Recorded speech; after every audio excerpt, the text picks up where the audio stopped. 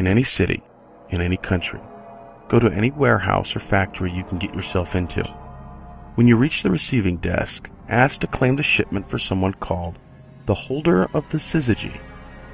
The secretary will not believe you in the slightest, but be resolute, and if necessary, ask to speak to the foreman. He will arrive in time, and will also mock you, saying he's never heard of such a person. Be patient, and he will eventually consult the records, the color draining from his face when he finds the name in his papers.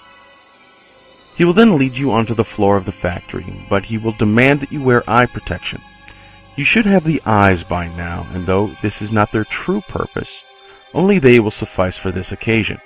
If you do not have the eyes, you will be wasting your time and your life. Put on the eyes before following him. The foreman will lead you into the oldest and furthest section of the factory. There will be seemingly endless rows of boxes and crates here, but do not break stride and do not examine the labels and destinations on any of them. You will find them to be years, even decades old, with strange destinations and even stranger contents, but they are valueless in your quest. Instead, keep your eyes fixed on the foreman. He will be eager to lose you around the next row of musty cardboard pallets. After what might seem like a day's worth of walking down never-ending aisles, the foreman will stop before a single, massive crate. It is wooden, but does not appear to be made from individual planks. Instead, it looks as though carved from a single massive piece of the darkest wood imaginable, almost black. Set into the box is a door. If the crate emits a high-pitched whine, a kind of buzzing noise, or seems to vibrate slightly, then you can breathe a quick sigh of relief that what is inside is still what you seek. But if the air by this box is filled with only silence or any other sound, then what you seek within has been destroyed, and you may now search the crates nearby for some instrument to end your life, for you have no hope of leaving this modern labyrinth. You will find the door unlocked. You need not knock before entering.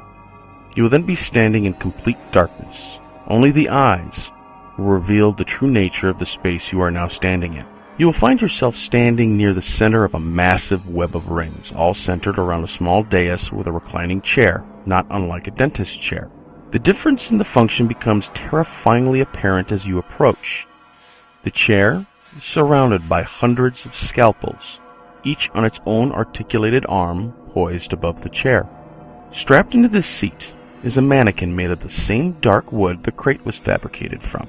Where the face of the mannequin should be, however, is carved a divot like a bowl. Use one of the scalpels to cut yourself and add a few drops of your blood to this bowl. Immediately, the mannequin's body will turn from wood into flesh, and its appearance will be yours. You should stand back as the scalpels descend, making a frenzy of cuts on your doppelganger's body. You will hear your own screams. The flesh that is sliced will be yours and not yours. At this moment, the rings will shift in the vast darkness around you, eventually ceasing in their alignment at some point. Some will remain frozen in the air above or below you, while many others will settle themselves in a neat row on the horizon. The number of marks on the mannequin U's flesh is the number of objects you have gathered. The rings show your progress in the same way. The mannequin U will curse and plead for you to stop the pain or end its suffering, but you must coldly ask it, when will they align? The not U will beg, plead, and grovel for mercy as the scalpels slowly start to descend, crying for you to stop it, but you must say nothing and must not look away. This time, the blades will make 538 slices, all but flaying the mannequin U to ribbons. The rings will now all be aligned on the horizon, and a long light will land on the dais, showing you the way home. Before you leave, take from the ruined chest of the mannequin U a small leather-bound book. Then follow the light until you find yourself outside the factory once more. The star atlas you now hold is object 117 of 538. You now have the knowledge of when they will align, though not the means to see them.